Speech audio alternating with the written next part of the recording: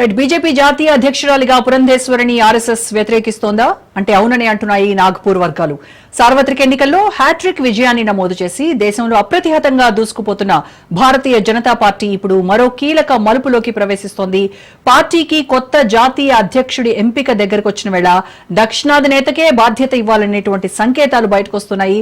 ఈ రేసులో కేంద్ర ఆర్థిక మంత్రి నిర్మలా సీతారామన్, రాజమండ్రి ఎంపీ దగ్గుపాటి పురంధేశ్వరి, బీజేపీ మహిళా మోర్చా జాతీయ అధ్యక్షురాలు వానతి శ్రీనివాసన్ ఉన్నారు. మహిళా నాయకత్వాన్ని ప్రోత్సహించాలనేటువంటి ఆలోచనలో ఉంది కమల దళం. నిర్మలా సీతారామన్ కేంద్ర మంత్రివర్గంలో కొనసాగాలని ఆసక్తి చూపుతున్నారని, ఈ దశలో పార్టీని నడిపించే బాధ్యతను స్వీకరించడానికి ఇష్టపడటం లేదని చెబుతున్నారు.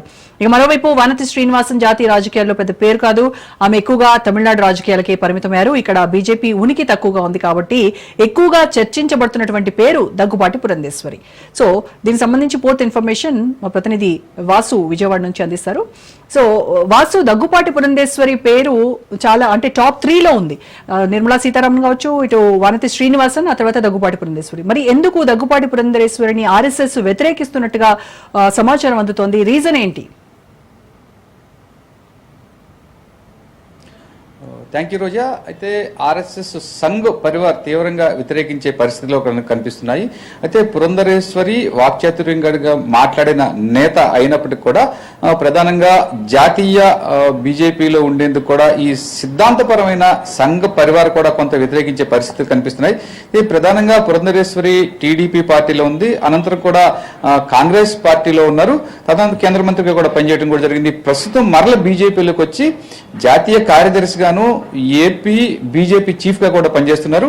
అనర్గళంగా మాట్లాడగలిగే శక్తి ఉన్నప్పటికీ సిద్ధాంతపరం అంటే ఏదైతే ఒక బీజేపీ కింది స్థాయి నుంచి కూడా హిందూ మతతత్వ కలిగిన పార్టీ కనుక కింద నుంచి కూడా హిందూ మతతత్వం మీద ఈ ఆర్ఎస్ఎస్ బ్యాక్గ్రౌండ్ అంటే కనుక ఒక సిద్ధాంతపరం అంటే రాజకీయాల్లో కంటే కూడా ప్రజల్లోకి ఎలా వెళ్ళాలి అంటే ప్రజలకు ఎలా సేవ చేయాలి అన్న ప్రధాన కేంద్రంగానే ఇప్పటివరకు బీజేపీ పార్టీ ఒక బలమైన పార్టీగా ఉంది. అదే దిశలోనూ కూడా ప్రతి కార్యకర్త కూడా నాయకుడిగా ఎదిగినప్పటికీ అదే సిద్ధాంతపరంగా సేవలు అందించాలనే దృక్పథంతో బీజేపీ పార్టీ ఉంది.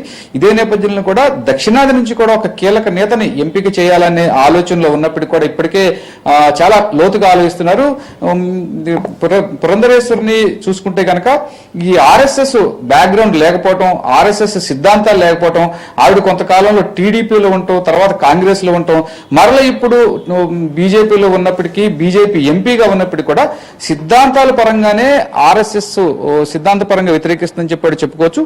అదే నేపథ్యం చూసుకుంటే కనుక ఇప్పటికే కీలక పదవులు నిర్వహించినప్పటికీ అలాగే కీలకంగా ఏపీ రాజకీయాల్లో వ్యవహరించినప్పుడు కూడా నూతనంగా మరొక మాధవ్ని తీసుకొచ్చి ఇక్కడ ఎంపిక చేయడం కూడా జరిగింది. ఈ ప్లేస్ ను ఖాళీ చేయడానికి కూడా మరలా బీజేపీ నుంచి పురంధరేశ్వరిని కేంద్రంలోకి తీసుకుంటారా అనే నేపథ్యంలో కూడా ఆర్ఎస్ఎస్ వ్యతిరేకించే సిద్ధాంతపరంగా ఆర్ఎస్ఎస్ వ్యతిరేకించే పరిస్థితులు కూడా కనిపిస్తున్నాయి Roja. Right, thank you Vasu.